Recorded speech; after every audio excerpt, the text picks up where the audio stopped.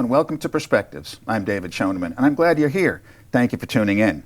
Well, today is January 21st, 2025, which means that yesterday was January 20th, 2025, and that was a big day, as I'm sure you all know. In fact, since yesterday was Inauguration Day, we're kind of bringing to a head and to culmination so much activity that's been going on really for the last 4 years during the Biden administration. Donald Trump, I think, began running early on. I think there's a lot of dissatisfaction with some of the Biden policies early on, and momentum built for Trump, but it's been a heck of a long 4 years. It seemed to culminate in the election day last fall and the historic victory that Donald Trump won over Kamala Harris and the Democrats. But it culminated even further yesterday with inauguration, and now we are really off and running. I think it's going to be very exciting to see what these next years will hold. I'm here in the studio once again with Dave Narkunas and Greg Faith, Nashville residents who are tuned into what's going on politically, and we have some good conversations here. So I hope you enjoy what we're going to talk about today. And I'll say it again later, I'll say it now too, that if you have any questions or comments, please let us know as you're watching the show. Guys, thanks for coming in. Always good to be here. Really appreciate it. So today's January 21st, yesterday, historic day.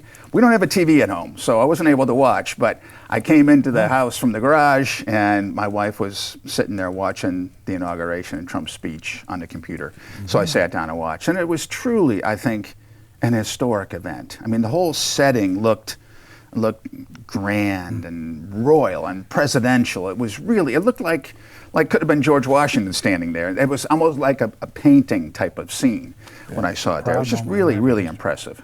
So I think it marks a new beginning for America. Now, David, what were your impressions about, I mean, you saw it. I watched for hours, Dave. I watched for many hours after I got home. I was just glued to the screen. It was grandiose, I can say, pomp and circumstance. It was put to the level 10. Right.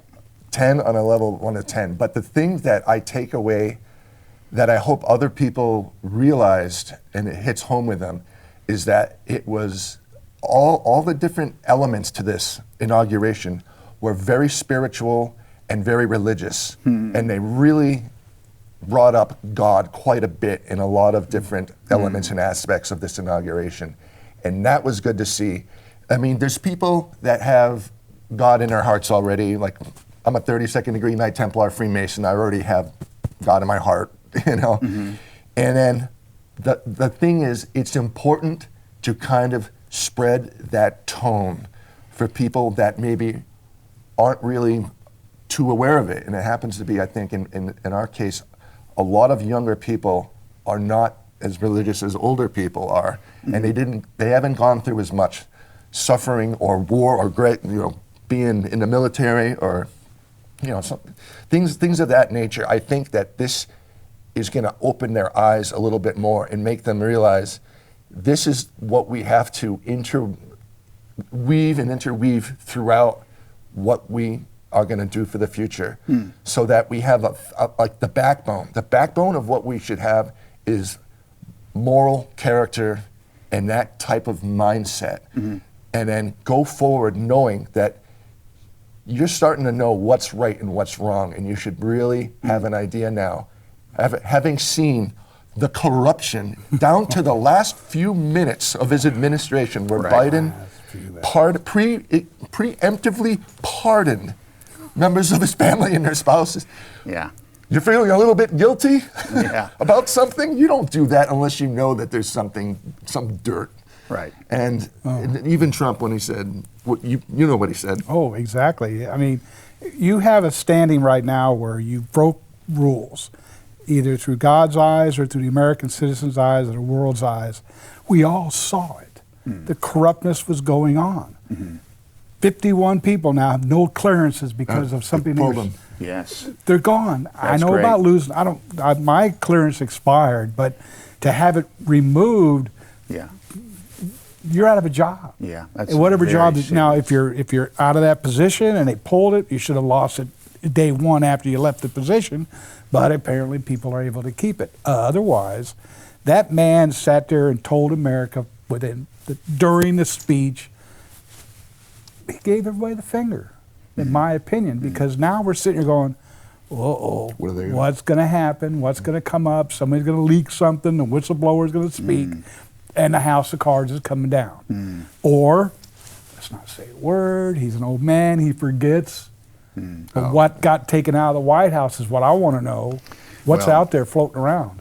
We'll find out, because just like last time, he had confidential documents stored in a box in his backseat of his, In his backseat of his Corvette. You know, who knows what he's got now? But let's go back for a second to this statement about morality. I think that when you talk about what you saw, or the impression you had of the God-focused aspect of the inauguration ceremony, I think it reflects back to what was probably far more, I'm sure it was far more common back in the early days of the American Republic.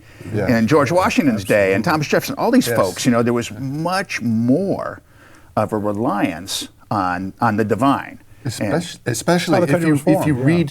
read their actual writings and stuff like that.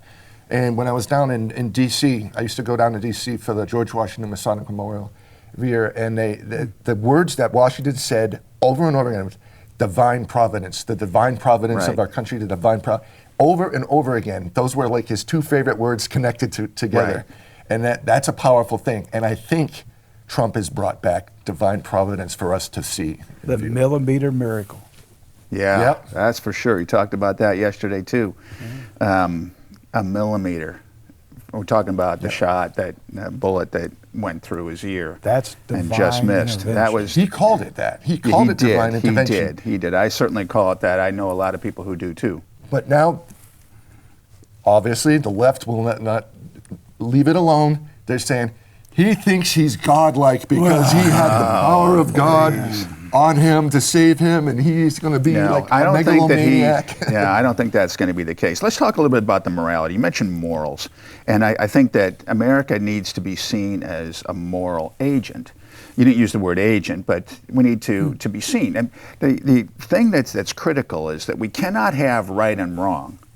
You cannot have right and wrong. You cannot have morals unless there is a moral authority.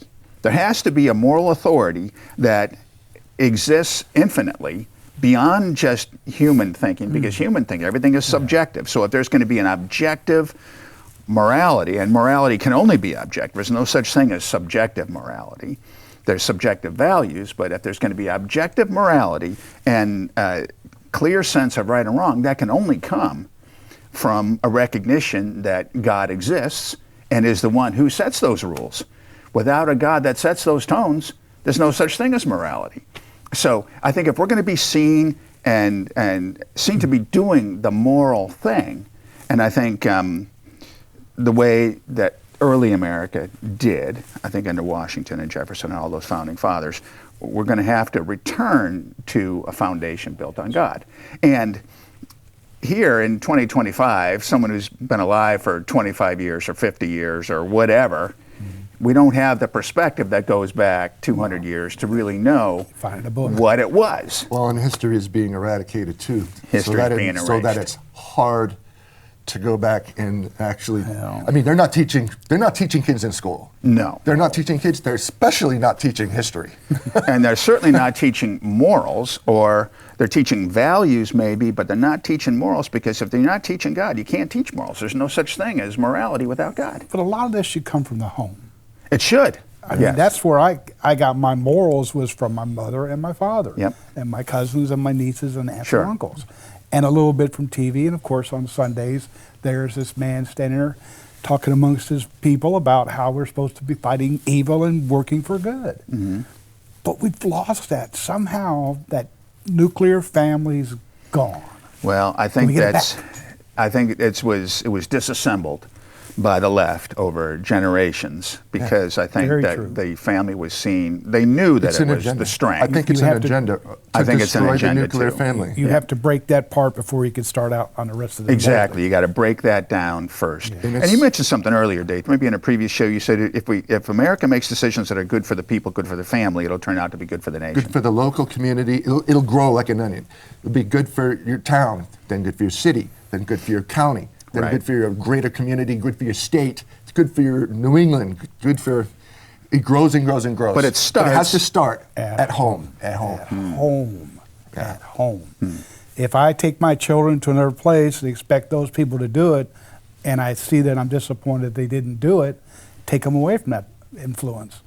Make sure that the education system is working. But when I'm constantly looking at government going, you can't tell these kids this, I want them to read this, I'm thinking to myself, the freedom of speech is, sure, put the books in the library, and the freedom of choice is allowed to pick the book up and take it home and read it, and if the parents don't like it, they could tell the school board that's inappropriate. Put it in a special section of the school where access by an adult with that child is done, supervised. All of a sudden you've got text being in schools where the mind is just a small thing when it comes to knowledge. It has to be nurtured. If I give a child a book and not explain to them what the book is about, the interpretation can be however they deem it. Now you've got morality being brought into it by the President of the United States telling the country, what happened, we're going to let it go, let's move on. Look to the future. Yeah, Look I to think the future. look to the future. And he's not going to be preaching morality. I think he's No. going to be living it. Exactly. If he lives by it and makes example. decisions that are along those lines, again, I agree with you with what we saw yesterday. I mean, that theme seems to be infused, and that's good. It was very epic and powerful and uplifting. It was. It was one of the greatest days of my life, believe it or not. I'm Good. very proud to be an American. Witnessing that. Very proud. Because I am an American, through and through. one of the greatest days of my life, too, but I'm married, so I have to say that The wedding day. Wedding day was a great day. Your wife wins. no, I mean, there are a The lot of life good trumps days. Trump. Yesterday was certainly a great day. But as we're talking about this morality and righteousness thing, and just a couple of things that popped in my mind, I looked them up real quick. And these are verses that come from the Bible. And the Bible certainly informs my worldview. I have a Christian worldview. Proverbs 14, verse 34 says, "Righteousness exalts a nation, but sin is a reproach to any people." I think that how are we going to be seen in righteousness by anybody but God? I think that if we live and try to live righteously, I think God will bless the nation. That's what the founding fathers were saying when they relied on the divine providence. But if we pursue evil, we're going to be in trouble. There's another one too that came to mind that I wanted to share real quickly. Proverbs 29 verse 2 says, "When the righteous are in authority, the people rejoice, but when the wicked rule, the people mourn." And I can think of no verse that kind of sums up the last 4 years and the outlook for the next 4, because the people over the last 4 years really were mourning. And that's why we saw this huge shift in the 2024 election to get Trump reelected. I think because the people were mourning Too big to over cheat. over the oppression that they were experiencing, the evil rule, and they're excited about the future. So once again, that says, when the righteous are in authority, the people rejoice. The people are rejoicing. The people are rejoicing. Even a lot of Democrats, I think, are.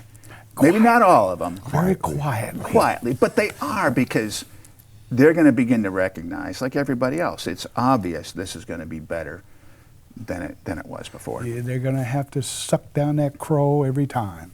Well, But- you know, Heads explode should every we? day. Well, some of them. Rachel Maddow was going crazy. Wow. AOC was going crazy, and Ed Markey, you know, Well, you start watching all from these other ones, Bill Massachusetts, Maher. it's like they're just out of their minds. So there are going to be people that continue to be out of their minds. Yeah. They were before. They're they going make to them stay right. there. But I think a lot of people, maybe some of the voters who might have voted for Harris, or might be thinking, you know what, this is not going to be so bad. But I want to share one other thing too that we were talking about. This is a verse that's been quoted a lot, and I think it pertains to some of the seismic changes that we're seeing with the inauguration yesterday. This is 2 Chronicles chapter 7, verse 14. It's very popular. It's been quoted a lot over the last 4 years. When people have been looking at the nation and seeing a nation that needs healing, well, where do you find healing? This verse says, "If my people who are called by my name will humble themselves," very important, humble themselves. Trump, as the leader of this nation, needs to be a humble man. He needs to. "If they will humble themselves and pray and seek my face and turn from their wicked ways." I will see from heaven, I will hear from heaven, I will forgive their sins, and I will heal their land. So if there's a formula that we can look to where we're going to find healing, we want to have racial healing. We need to get rid of this division. We need to have economic healing. We need to be blessed again. I think we've fallen out of favor in God's eyes with the evil that we were propagating. We need to become a stronger friend of Israel once again. Israel features very prominently in God's eyes in his writings in the Bible, certainly. And if we're a friend to Israel, if we're doing the moral thing, if we're modeling ourselves after the example that Christ set, I think that we're going to be moving in a better direction. And I think you're right. The things that you saw yesterday, that impression you got, I got that impression too. It wasn't out there all the time, but it was way more than we've seen in the past. It was actually, I'm not going to, a little bit shocked. I was a little bit shocked. I was a little shocked too to hear some of the references. The extent of how seriously Yes. they were focusing on the religious or godlike aspect Yes. of everything. I was impressed. I liked it. I said, Yeah. this is what needs to be done Yeah. or communicated. And it was done well. Yeah. I thought I was very impressed by the Yeah. performances, if you want to call it that, with the military and everyone. I always look for the last words to come out of a politician's mouth. God bless America. Yes. God bless you, the people, the voters. God bless. The last 4 years, I have to be fighting hard to listen for those words. And now, And even if you heard him, you knew it wasn't sincere. of course, because You knew it was wasn't off sincere. base. I remember watching one of these Yeah. conventions where the American flag was null and void anywhere in the presence. Yeah. I'm thinking to myself, what country is this organization representing? Yeah. Because the entire convention, up until the last day of it, the American flag's not present. Not seen. Then all of a sudden, now we're hearing take flags out of schools, take flags out of the government offices. Oh, here we go. And what was the flag when President Xi came from China over to Gavin Missing in Newsom's? action. Nowhere Nowhere to nothing be but found. Chinese flags, no American flags. So This Terrible. is see, that's Yeah.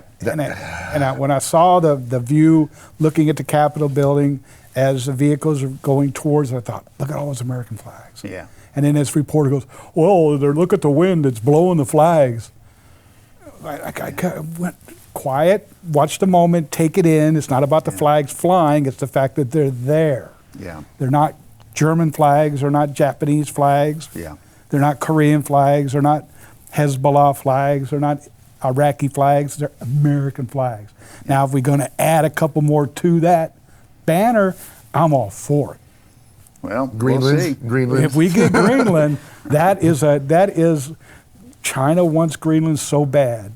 the it's not natural even funny. resources The that are natural under the resources. ground are like priceless. The I don't even know what the value is, but it's got to be into the huge. hundreds of trillions.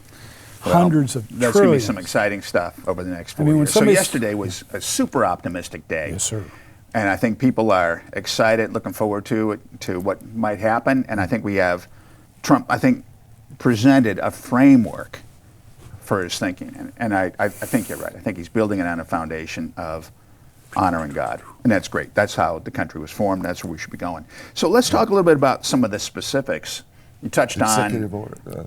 Greenland thing. Yeah, A lot of Greenland. executive orders were Panama signed Canal. yesterday. What happened? I think as many as 200 or something. I don't 200 in know the the numbers. works. I can't find a complete list anywhere. But what are some of the executive orders that seem to be the Declare biggest war ones? on the border is now an emergency. Yes. The north Huge. and southern borders, which Yes. it should have. We'll leave it at that. I'm not going to go into detail about it because it's one of the things I hold passionate. We're all a nation of immigrants, but Sure. take, give. Wait a minute. You what? We got sailors, airmen, Marine, Coast Guard, veterans sitting out there having terrible lives. No, we've got to stop this. Sure, we do. I always say make Alaska the port of entry for anybody looking to be a citizen of the United States. Stay there for 4 to 5 years, learn English, learn how to check book, get a skill, find your sponsor, come in. We had Ellis Island, it worked for 100-something years. Sure, that's true. But yet, Alaska, some of the people might not want to go to Alaska. well, that's For the 4 years. I, I'd love I to hate go to there. tell you, but it's called air conditioning and heating. It's the oil was rich there. Yeah. when I just saw this the other day, droves of people going in another direction. Now the borders are open to leave; they're closed to come in. So that one-way door is now a really one-way door. Well, there's certainly going to be a lot of action on the border. That was one of the prime things that Trump campaigned on. Yes. It's one of the prime things that he learned that the American people were upset about. Well, you the got porous border. The border czar porous in the last administration didn't get it done. Absolutely incompetent in every way. Yeah. drill, baby, drill. And drill, baby, drill. Energy, too. What Trump said yesterday, I think it was yesterday, he talked about inflation and what caused the inflation. It was the rampant spending, and it was the destruction of the American energy industry. Absolutely. So I think he's going to, by executive order, get rid of any electric vehicle mandates. He did. I He think did. that's one of them. Done. Yeah, Gone. I'd sure like to see the windmills and the solar farms go too. I tell you what, if I were to put up a coal burning plant in my backyard, people wouldn't like it one little bit. You put up a solar array in your backyard, which they're ugly. Well, depends where They're you put 'em. ugly. No one complains, just me. I don't like the solar arrays in the backyard. When I was I at gotta Board like of my house Aldermen, there was somebody who was going to put up one in their backyard in the historic district. And it was a huge array. It was there's a 6-foot fence, there's a 6-foot Correct. neighborhood fence. And it went like poking up 12 above feet that. above the 6-foot fence. That's a bit much. And 30 feet, 60 feet long, something really huge. And anyway, I think it was ultimately built, but they rotated it down so that looking at it from the side, it would not protrude Well, there above you the go. 6-foot fence. Compromise is plus. But the neighbors, who are when they're upstairs, they look down and they can see this huge array. Fortunately, it's in my neighborhood, but I don't look down and see it. Sunlight swimming pool. I just don't like them. I worked in California for a while. Oh my goodness, huge solar arrays out there, and it's just, I'm sorry, they're ugly. Well, the thing about it is technology. It makes electricity. The coming technologies, it'll become a thing of the past, but we got to baby steps to get to the crawl, to get to the run. Well, I think that if I lived somewhere in Alaska or someplace where it was remote and I was off grid, I'd have a little windmill going and I'd have a solar panel. We have a trailer. We go They camping. don't have sails. Windmills. They need sails to catch the wind. Well, they're built, I've the way they're seen cantered and whatnot. It all works mechanically, but the key is really- it's the birds that fly through them because the birds don't know, and you look down and go, oh my God, look at all these different birds. Yeah. But then that's food for other animals, which causes other breeding and. Well, I could think be, that we'd be much better off taking oil out of the ground Yes. and leaving the Yes, farmland absolutely. green than having these windmills. These We new drove all nuclear across the Oil, country. there's windmills. what's his face? There was a guy from I used to listen to Kelly, that's his last name, and he said oil's going to save the world.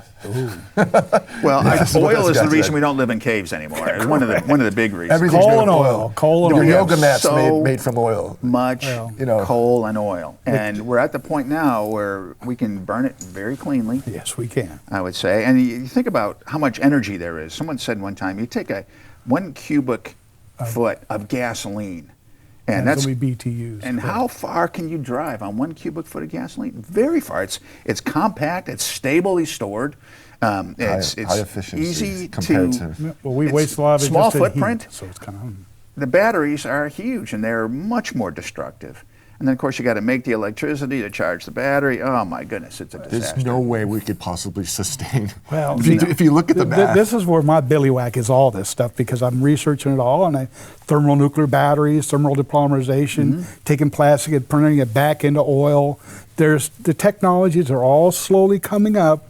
It's somebody's always going, you can't do that. No, Well, no. Well, there are things that can be done, and if someone wants to research it, the company that I worked for out in California, they were a defense contractor, and you know what? They didn't get a contract to research. They did it on their own dime. Exactly. They developed these things Internal on their own dime, investments. then they took it to the market and said, hey, what do you can we think? do? And you know what? They started selling a lot of stuff and sold it to the government. But it wasn't funded. The research wasn't funded. And if someone wants to develop these things, they're going to do these other things and fund it themselves, great. I'm all for that. Great. Exactly. But I don't think that we should be subsidizing it. No. Well, don't shove it down my throat because of what you want. Right. We shouldn't be subsidizing it, or we shouldn't be mandating electric That's why you got rid of cars and all the that EVs. It's like, I want to be able to buy this car for this purpose. That's right. I could still to this day believe that you still have internal combustion engines in New York City. Chicago, Detroit, Denver, LA. Why? Because they're sitting there in traffic going blah, blah, blah, blah, blah, blah. What's coming out of that tailpipe could be electric. It's not coming out the tailpipe, only out of your mouth. You know, there's the CO2 stuff and the carbon again, and all there that. are, I think if someone wants to develop it and it's economically sound, that's Walt fine. Disney had the right idea, mass transit. Mass transit would be fine too. Look what happens in mass transit today. You end up coming out not alive. Or Yes, the I know. police state. Or So I keep going, why do you have barriers at amusement parks, but you don't have barriers in subway stations? I'm just baffled. Yeah, The well, a logic lot of here. bad things happen in New York subways. That's for sure these days. Trust me. We're almost out of time. Let's hit a couple other things here that are happening with the executive orders. We have a pardon for the January 6th. Correct. I'm not going to call them rioters because that was not a riot. A riot is when you're 99. burning stuff down. 99%. It was a protest. And I think that a lot of those protesters were politically targeted for political reasons. Just like they went after Trump, they went after those January 6 protesters because if they could convince the world that they're guilty of something, that will rub off on Trump. That was the whole plan. Yep. And I think that was just a protest. And if the police at the Capitol open the doors and they say, come on in, well, they went in. I wasn't there. But I'm glad that he's making moves, that Trump's making moves in that direction. That's very, very fair. It's fair. Very fair. Yeah. So we're going to see action on energy. We're going to see action on the border. We're going to see action like these protesters. And employees. quickly, you mentioned before the show how many executive orders Trump got rid of in just one. 87 or 89 of Biden's executive orders vaporized with a stroke of one pen. Well, once the press gets into it and starts publishing what these are, America's going to be the best. Yes. Because 89 is a lot. The guy did over 300, from what I understood. Yeah. In his administration. Well, I tell you what, Trump's goal is to make America great. Make again. America great. How can you be against that motto? You can't, unless you're one of the ones who's embarrassed by the fact that Scrooge of the world. those in charge in the last however many years made it bad. And I think that what we saw yesterday too was the complete repudiation. I said this before after the election, a complete repudiation of the Clinton, Obama, Biden, Harris agenda that's been going on for a long time. But that chapter is closed, done, gone. Those guys are history. They're on the ash heap of history. And anyone with any foresight back in the day would know that phase wasn't going to end well. And it didn't end well. It ended yesterday. And I can only imagine how embarrassing it was for Biden and Harris to be sitting there listening to him say Trump. those words. But, it's their own fault. Cringeworthy. But They did it themselves. Hey, guys, we're out of time. Thank you very much for coming in. Time goes fast, doesn't it? Yes. Good conversation. It A lot does. to talk about. Always So does. there's going to be a lot more to talk about as we get further into Who did what? more when? days. It's just we're one day after inauguration, and he's been planning so much over these last months that he was able to hit the ground Well, really he's the running. first one to ever do it. He was hitting the ground running before he was even even installed. I know. It's World amazing. leaders were already wanting to talk to him immediately. Immediately. He's done a great job. So thanks for coming in. Thanks for sharing your ideas. Really appreciate it. And folks at home, thank you very much for tuning in. My name is David Schoneman. I'm here with Dave Narkunas and Greg Faith. Been talking a lot about what the fallout really is going to be of this historic inauguration, which follows an historic election, getting Donald Trump back into the White House, and what it means for America's future. I think that we have a bright future. I think Trump thinks we have a bright future, and I hope that you do too. Thank you for tuning in. We'll see you next time.